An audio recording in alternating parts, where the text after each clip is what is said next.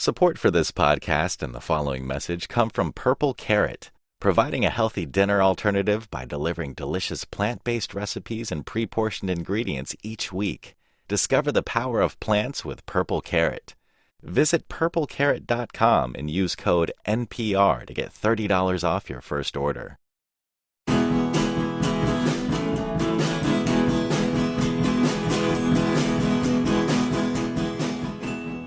Welcome to Pop Culture Happy Hour. I'm Linda Holmes. I'm the editor of NPR's pop culture and entertainment blog, Monkey See, and I'm here in the studio with Stephen Thompson. Hi, Stephen. Hello, Linda. Well, the weather outside is frightful. It is. But not being at work this week is so delightful. That's right. So we have a special show today for two reasons, one of which is that as you listen to this, we are concerned that we have spent part of this week snowed in. And also, as you listen to this, I am on vacation. Yay. Staycation, as we say. So we have a special show. We have two things that we're going to bring you this week that we're very excited about that we've kind of had on hold for an occasion just like this. Clear in the vaults. Clear in the vaults. The first is going to be our interview with Fred Armisen from our live show that we had at the end of 2015.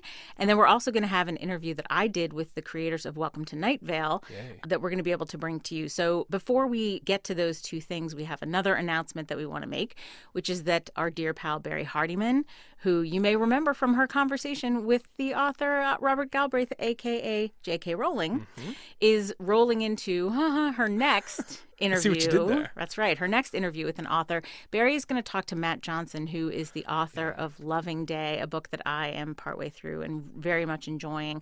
Barry's going to be talking to him. So if you want to get started on that book, Loving Day, you will be ready then for Barry's conversation with him, which we expect to run sometime in February.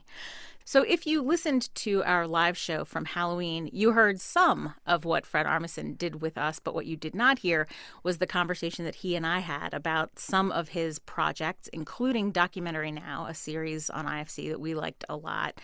So we're going to take a very quick break, and then we're going to come right back, and that will be me and Fred Armisen. Support for Pop Culture Happy Hour and the following message come from TaxAct, the easy, fast, and affordable way to file federal and state tax returns. And TaxAct will guide you every step of the way. Start anywhere and finish anytime on your computer, tablet, or phone. If your deal is getting the best deal, go to taxact.com/pop and get simple federal and state returns free. Taxact.com. You got this. Our guest for this segment, Fred Armisen, has a resume as long as your arm, I like to say, if you have a very, very, very long arm. He is the kind of person for whom I actually look at notes because I am so afraid that I'm going to leave off something I intended to say when I wrote it because there are so many things. You probably know him from Saturday Night Live and Portlandia and hopefully from the recent series Documentary Now on IFC. If you have not seen that, you must seek it out immediately. He is the drummer and band leader for Late Night with Seth Meyers. You have seen him on Broad City and Parks and Recreation and Brooklyn Nine-Nine and Difficult People in Modern Family. He has been a voice on The Simpsons and Bob's Burgers, but also Grand Theft Auto 5. And that is a little tiny, tiny piece of the resume. We're incredibly excited to welcome Fred Armisen. Hello, everybody. Hi. Thank you. I want to ask you first about Documentary Now because I love it very much. If you have not seen it, Documentary Now is a series that recently wrapped up on IFC. There were, 7 episodes? Really, it was supposed to be 6, Six, but we but turned... one has 2 halves, right? Yeah. When I saw the first couple of episodes, it seemed like parody of documentaries almost. The first one that aired was Grey Garden's Riff. It's great. But then as it went toward the end of the season, several of them got less that way and really seemed to be independent stories. And it wrapped up with a 2-part piece called Gentle and Soft, the story, the legend. The something of the Blue Jean Committee. Which is the Blue Jean Committee in this story is a California band of the 70s. Yeah, soft rock. Do you guys have satellite radio? There's a station called The Bridge, which is like 70s soft rock. Right. And it's the softest rock ever. And it's so soft that it becomes actually aggressive because the tempos are so just right in the middle right. that there's a kind of anger to them. And there's so many harmonies, and I kept listening to it. So it's a little bit based on that music, Right. and it's a little bit based on the Eagles documentary. So each of Right. these episodes were a sort of tribute to a type of documentary, except for one, the one Right. about the Al Capone Festival in Iceland. Yeah. As you were kind of laying out the idea of that series, that trajectory was really interesting to me. Because by the time you get to the Blue Jean Committee, the story of those two guys, played by you and Bill Hader, the story of those two guys in that band to have a sort of a rift, they make one album that's great that everyone loves, and then they have a rift. That's a very sad story in some ways. But it's so common, you know, and really, that was a joke on the Eagles documentary, which you guys have to see. They're like working class Detroit guys, these Michigan guys, and they go to California and they make this really soft music, the Eagles, you know, and they run it like a business. So that was that. I mean, I don't think we really set out to make it that moving or anything. We really were in a rush when we made these. We're like, we got to do an Eagles one, we got to do a Grey Gardens. I was obsessed with doing this one Icelandic one, which originally, what it was, have you guys been to Europe, right? Come on, we're all travelers, right? Have I talked to you about flying yet? It is the worst. No. But they're obsessed with the blues and like the Blues Brothers and stuff. It's so weird to go to Germany and like the Blues Brothers. And so the way that Europeans see Al Capone it really is what they love most about America. Yeah. So we just did a fake festival, a fake Al Capone festival in Iceland. So we built it. We had actors there, and we did this pretend Al Capone festival. And it was the height of all my dreams come true. Yeah. Just to see that all, just to even be there, you know. Do you think it's easier to have the kind of career that you have where you're doing a bunch of different shorter term projects, right? I would say, yeah, it is pretty easy to get it all going, as long as you want to, you know. How do you kind of screen the collaborations that you want to be part of, if that makes sense? Because it seems like what I always see you doing is being part of a whole bunch of really awesome teams. Yeah. More than like, this is my one big thing that's all about myself. And I'm wondering... Well, except for Portlandia is all me. That's me. All the concepts, all the lines, all the camera angles, that's all my design. You play all the parts. Yeah. I've just always, everything I ever loved was groups. I've just always, is that the right grammar? Everything I always loved were groups. And so if I loved, for example, Kraftwerk or Talking Heads or The Clash, it was a group. That's what I like most about it, with very individual points of view in the band. But that's why I always aspired to be in something like that. Yeah. My favorite job of yours is that you're Seth Meyers' band leader. Oh, yeah. Well, I don't get to do it as often anymore, Yeah. but I do watch every night and give like notes and, you know, I That really must be do. I really do. So I love it. I do it more like half of the time that I used to, or something like that, but I love doing it whenever I can. I got a lot of the band members from DC, because, you know, the Washington, D.C., and I really mean it, it's the greatest local scene of 80s and 90s, without a doubt. It's the truth. Was there a better label than Discord? And I think Ian MacKaye is everything that I always wanted to be, that so many musicians I know, so many labels I know, everyone wanted to be part of that scene. It was really the best, the greatest. So Seth Meyers, Seth is my friend, so I'll do anything. You know, that whole thing is like, I just like saying yes to things. I'm like, I didn't think about it. It was Lorne Michaels' idea. He was like, do you want to be the band leader and put together a band? And he said, curate. And I was like, absolutely. I didn't think the logic of it all. I would just rather try it. And then it's turned out to be a really good thing in my life. Yeah. I love it. It's really cool. And then we get to see great bands. We have guest musicians. So we'll have someone like Bob Mould on or something. And it's a dream. I like putting like old punks on TV. Do you aspire to be an old punk on TV? Yes. Yeah. I will always, no matter what, proudly be a punk more than anything. Like, it'll always be part of me. Everything I do, the original punk movement from London in 1977, and then here, and then Minneapolis will always be a huge part of me. Yeah. What does that mean to you? Because saying like that you're punk means Yeah. different things to different people, But right? mine is correct. Well, of course. Yeah. I assume so. That's why I'm asking what it means to you. I'm trying to get the real I definition. think anyone is allowed to say that they're part of the punk movement. I think that's what it is. Like, you could call yourself anything. I think it's allowed, you know. I just feel like I was always a punk fan. I'm still a punk fan. I played punk music. Just like people say that they're hippies or... Right. What else is there? What are the other things? Jazzos? What's jazz? I'm a jazzo.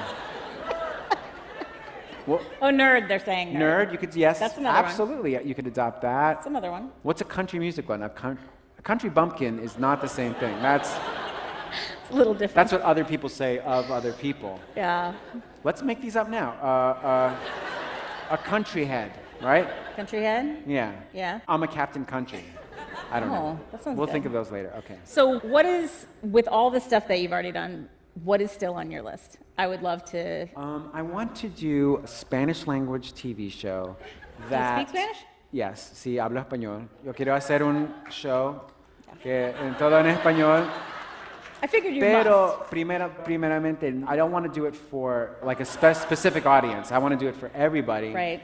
In just the way that there's been some Korean pop music that's translated to here There has indeed. without having to be translated into English. So it would be really cool to see something that isn't all about being Latino or Spanish, you know what I mean? Where that's the theme. Right. That's in Spanish that has nothing to do with it. Would be really great. And then I just want to keep making things. I want to be prolific all the way through, right? I think it's working. Yeah, but what's weird is it never feels like enough. Like Really? I never. I understand this sounds crazy. I think I didn't do that thing yet though. I didn't finish that. I got to do a show. So whatever that is. Like, how will you know, though? I don't know. But I'm not that insatiable that I will never appreciate. I mean, I feel very lucky, but I always have a feeling of like, I got to do one more thing. One more, and then I'm good. Wow, it is so nice to revisit that interview when I am not swimming with disease as I was when it actually happened. So that was Linda's interview with Fred Armisen. Coming up next, we will have another Linda Holmes conversation that I was not at with Welcome to Night Vale's Joseph Fink and Jeffrey Cranor. Thanks for listening to Pop Culture Happy Hour. NPR Music's Tiny Desk isn't just any old office desk. It's become a stage for artists like Adele, John Legend, Sylvan Esso, Casey Musgraves, The National, and of course, T-Pain without autotune. Now, if you're an undiscovered musician, you could play there too. Just submit a video to the Tiny Desk contest for a chance at stardom. Find out how to enter at npr.org/tinydeskcontest. Please help me welcome Linda Holmes, Jeffrey Cranor, and Joseph Fink to Sixth and I. Hey, guys. Hi. I'm sure that you've done this 8 million times, and some of these people will know this already. Tell me what your show is. We do a show called Welcome to Night Vale. Right. That is a fictional scripted podcast that takes the form of community radio from a small desert town where every conspiracy theory is true and people just get on with their lives. And what is the origin story of your podcast? Joseph and I met in 2009, and I'm a member of a theater company in New York called the New York Neo-Futurists. Hey, yeah! And as well as Cecil is also a member of that company, and several of the people who've been on Night Vale are too. We met then and started just hanging out and talking. Joseph came to see our shows, and we would spend some time talking about writing and things like that. And so we decided to write a play together. In 2011 is when that was finally mounted. And we kind of developed this really nice collaborative writing system that we both got very comfortable with. So we wrote and performed this play, and in the process, we both talked about podcasts we love. We just both loved podcasts a lot, so a lot of our conversations would be like, let's work on the structure of the play. Oh, did you listen to Comedy Bang Bang? And we'd just start talking about these things. And that was it, and we just both liked writing together, so it became this thing of like, let's make a podcast, because we like working together, and we love podcasting. And I think a lot of it just came down to trying not to make a podcast that somebody else was already doing, because if they were already doing it, they were probably already better at it than we could be, so why copy that? It's interesting because I think fiction is actually a relatively small segment in kind of current podcasts that you hear a lot about, right? Why do you think that is? I think it's just sort of, podcasting is still really new, and people more or less tend to do what they see other people doing in any new thing, and so for a while, podcasting was a lot of, I think at the beginning it was mostly either public radio that was just sort of using it as an extension of their archives, and like tech people. And so that was kind of the first wave, and then comedians sort of discovered it, and so podcasting became a lot of comedians chatting and comedians interviewing each other in this endless circle where everyone has interviewed everyone else at least once. There's definitely a good amount of fictional podcasts that came before us. Thrilling Adventure Hour, The Truth. Yeah. We blew up in this way that few fiction and podcasting had. And there was a while where I was like, it's interesting that this happened and no one else seems to be jumping on board. Like, there really hasn't. And then this year, it suddenly, apparently it just got delayed a little bit, that wave of fiction, because there's all sorts of new ones. One I really enjoy is the Black Tapes podcast. Yeah. Wow, it's the best response. It's a great show. I really am very fond of it because it's just like these two guys in Canada. I think one of them's like an elementary school teacher, and they just wrote this very like Serial in the X-Files world type show, and it's a lot of fun to listen to. And yeah, I have a great fondness for independent podcasting, especially independent podcasting that is doing something weird. Yeah. You have a podcast that has built, as fiction, has built this like very complex world that these characters are living in. How bound do you feel to kind of any sort of continuity? Are you able to keep track of everything that you have said happens, or the way that this place works? From the get-go, we knew that we could sort of make Night Vale whatever we wanted to make it. That when Joseph wrote the pilot episode and we talked about the next few episodes that we would write, we just knew like this is a brand new world to us. It can be anything we want it to be, but we wanted to make sure that it did need to follow continuity. It did need to follow, like, the things need to matter. Things need to mean something. We always feel beholden to making sure that things make sense from time to time. I mean, I think definitely we have it's storytelling, so and it's an ongoing serial. So character who is in one place one time, we need to make sure that we know where they're at any given time. We don't have a show Bible the way like a TV show would, right? But it's just the two of us, so we don't have like writers coming and going from the writers' room. But you remember everything. I don't remember everything. I have search function for that.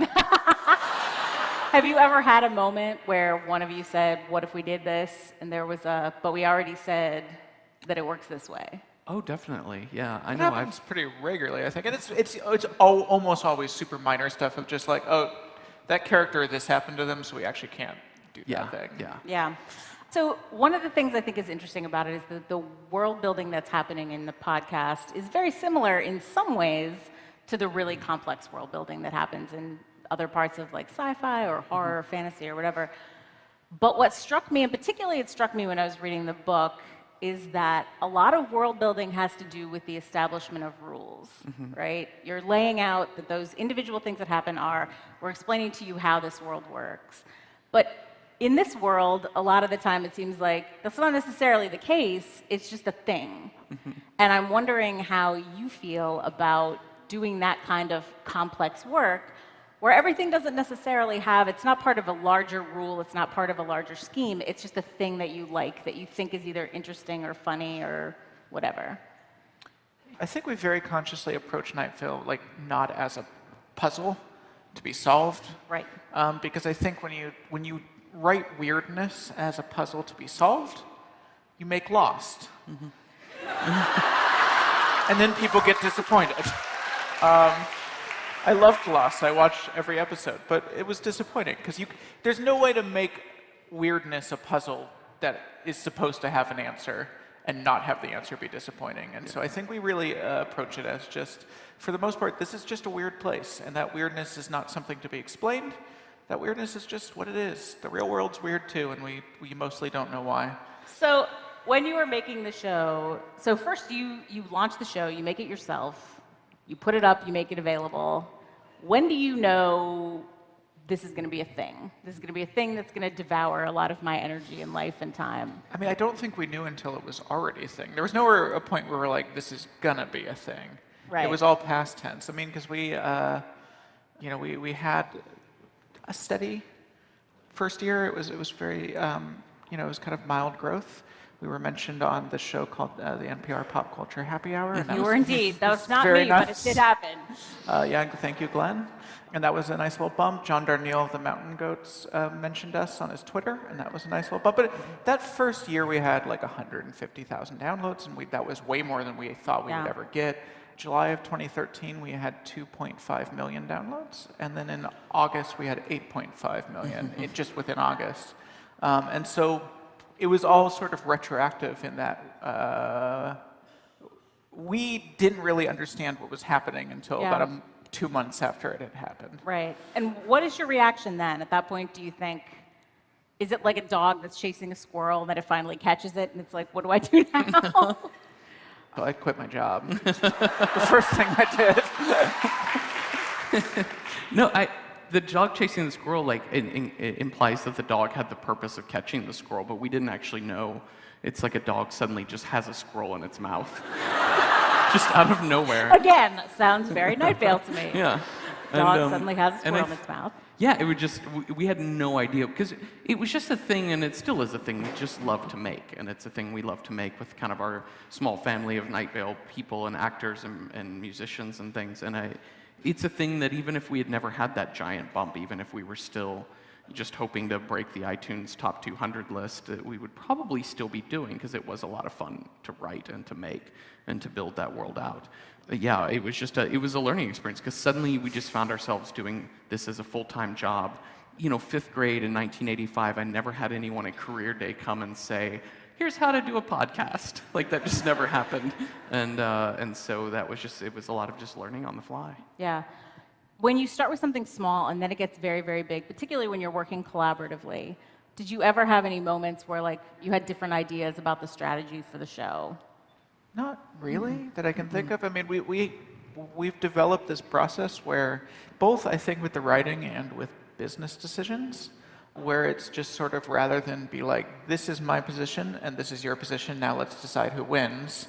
Right. It's more like, here's your ideas, here's my ideas, let's use these to build something together, which is both way more pleasant as a life strategy. It's just a better way of living, and it also, I think, generally comes up with better results. I mean, especially with writing, like if you have 2 people trying to build something together rather than 2 people each trying to, like, run off in opposite directions, I think you just get a more cohesive thing.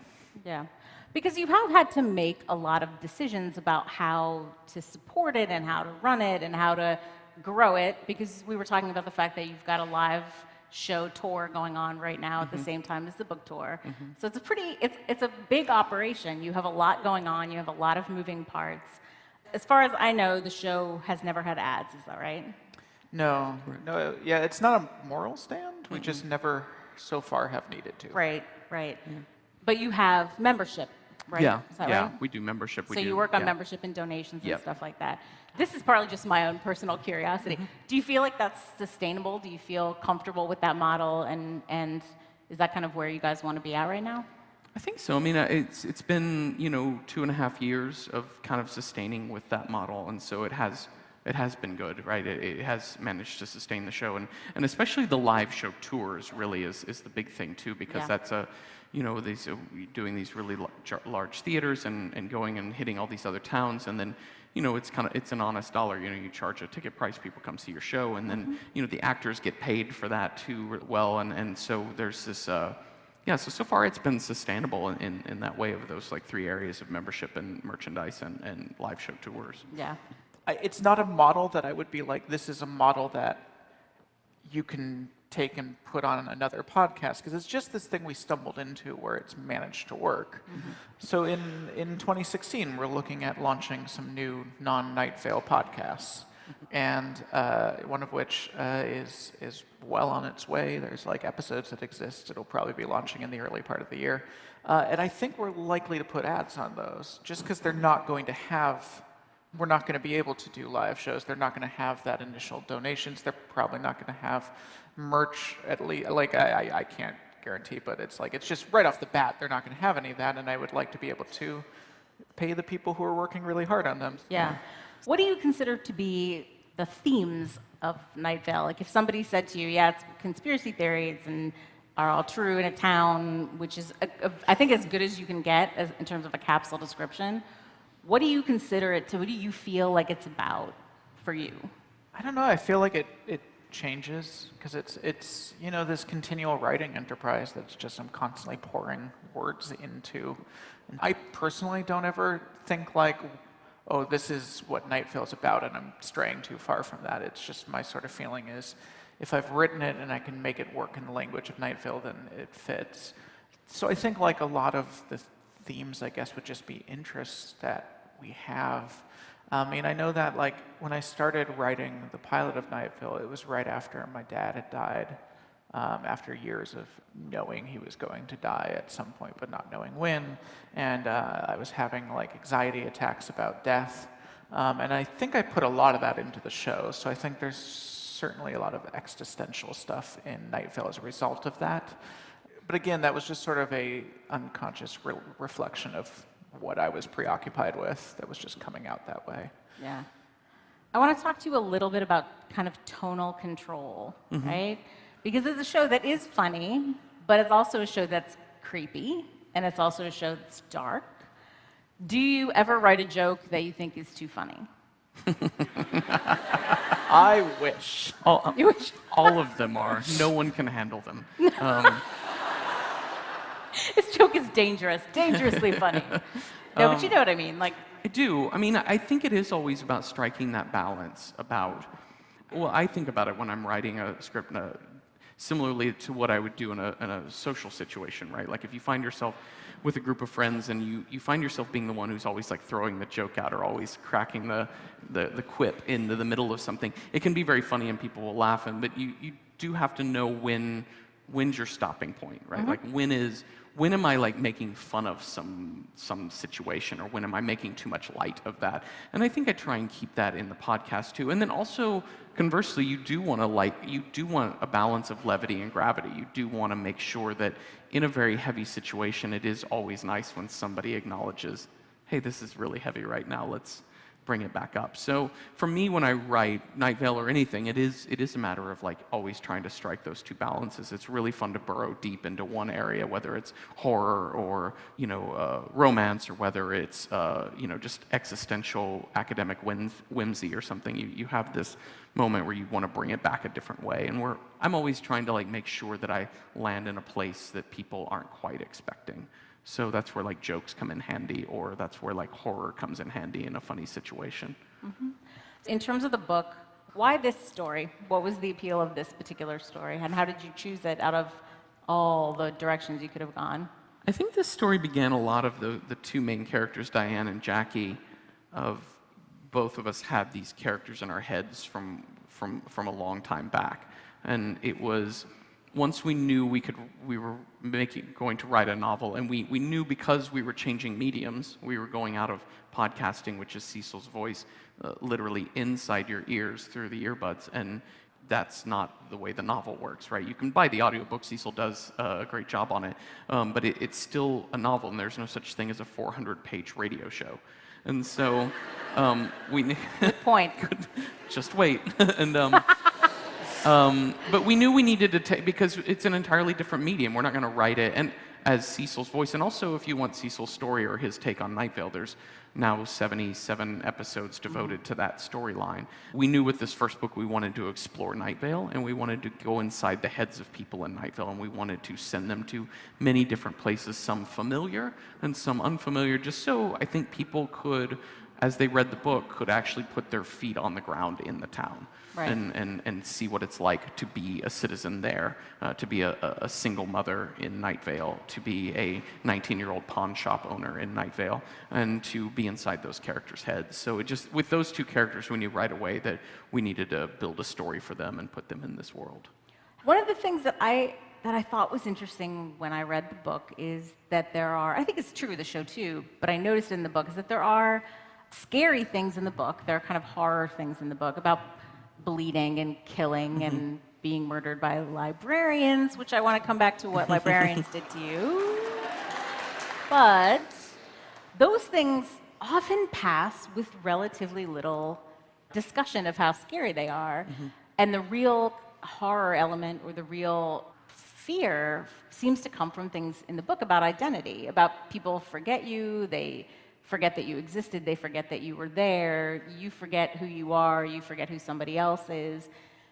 Do you feel like identity is a running theme in the show beyond the book, or is it kind of specific to this story? I mean, I notice it happening a bit in the show. I mean, it's definitely an element of, I think the idea of duality is a really, or multiplicity can be a really terrifying concept. I mean, it could be used in comedy as well, but I think the idea of knowing who you are and why you're here is really that existential question that we all face, which is we all know we're going to die, and it could be in any number of ways at any point in time, and I think that in accepting that, you then have to face the time that you have here, and that can be really terrifying. I mean, I think about that all the time in my own life of like, how long are you remembered after you're gone? How long, what impact do you make on the world? And so I think that can be used a lot as a scary thing too. It's definitely something that comes up. I don't know if it's like a central theme of Night Vale, but it's something I play with a lot in my own writing, and it's appeared in the show quite a bit as well. What do you have against librarians? My first job out of college, my boss, we were at a board meeting, and she pointed out, she said, the most powerful person in this room is not the president of the board or the chairman, it's the secretary, because they control what's written down. They control the information that's here. And I've always loved that thought about the person who controls the information as the person in charge. And I love that about librarians. Librarians do have a very powerful position, whether it's at a corporate archive or whether it's a school library or branch library or a major public library. You are controlling the books put out for people. So when you talk about a book not being available or books being available and how they are presented, that carries a lot of weight. So there is power in librarians, and it's fun to amp that up to having great black wings and hairy fangs and talons and spines, giant lizard-like spines. So yeah, whatever they look like. It seems hostile, but I will take your word for it. I will take your word for it that it's not hostile. I want to talk to you a little bit about kind of podcast world. It does seem like, and this is a joke that I'm not the first person to make, but since the invention of podcasting by Serial, there has been kind of renewed interest in it and talk about it. But for you, who have been doing it for a lot longer, when you look around at what's going on right now, what do you see about podcast world that is interesting to you or concerning, either one or both? Podcast world is my favorite theme park. Very. The Serial ride is weird, though. Yeah, I feel like we're still I feel like we're still relative newcomers to pod. There's people that have been podcasting since 2000. No, sure, of course.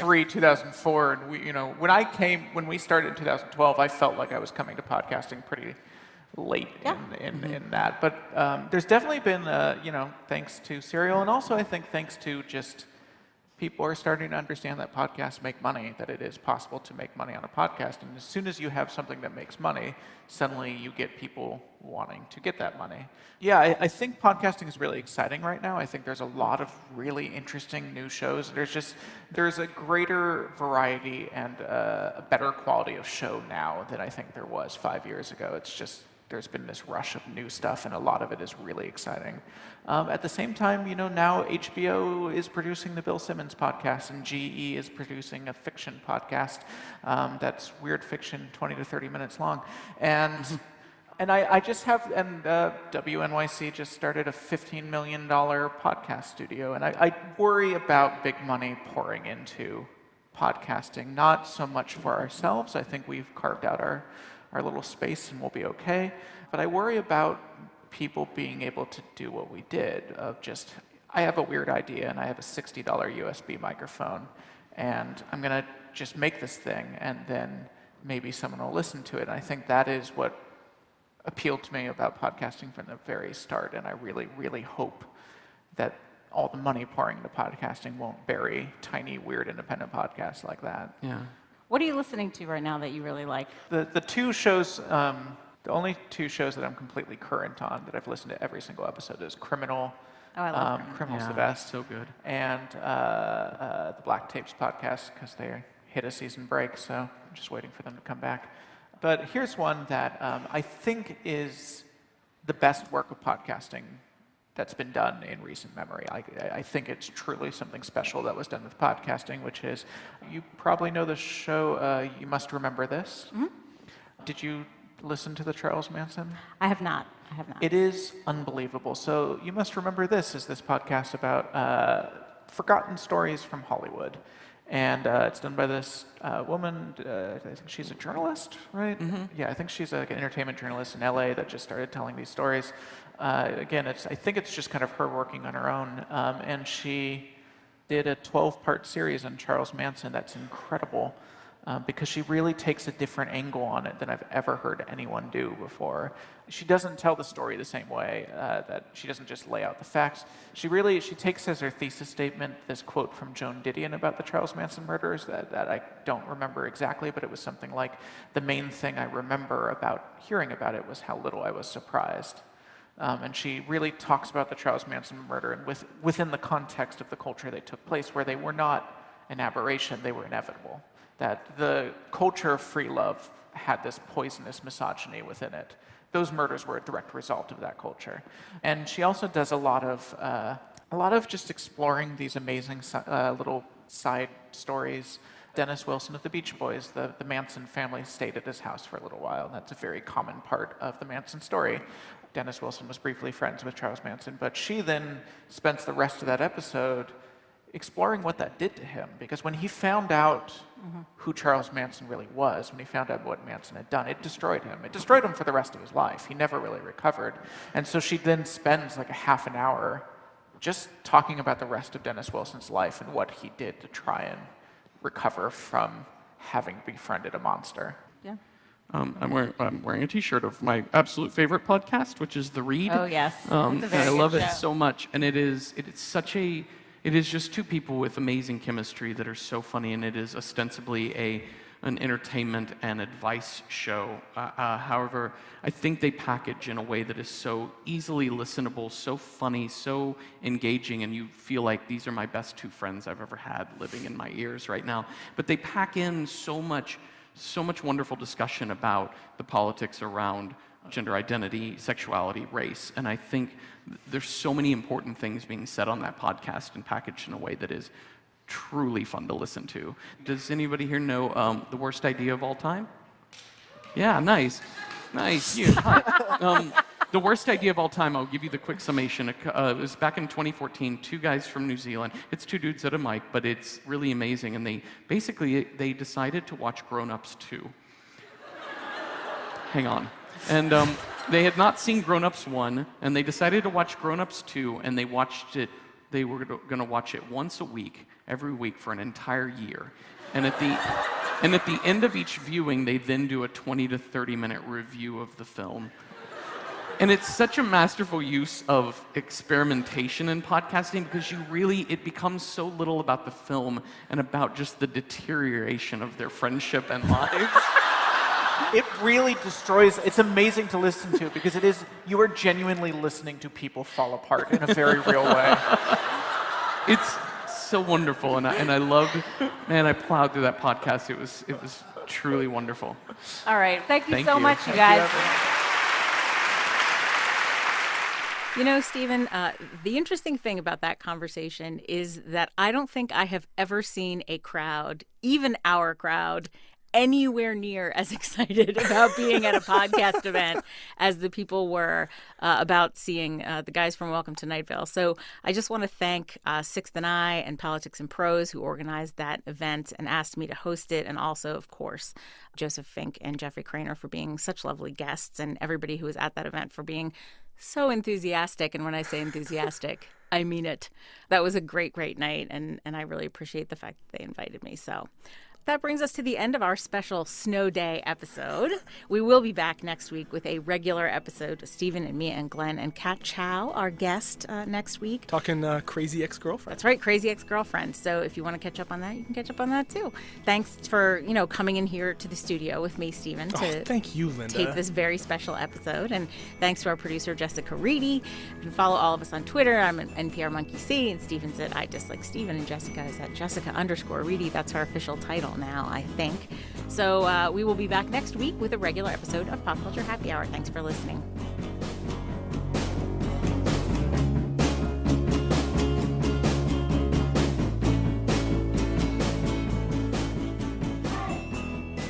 Thanks for listening to Pop Culture Happy Hour.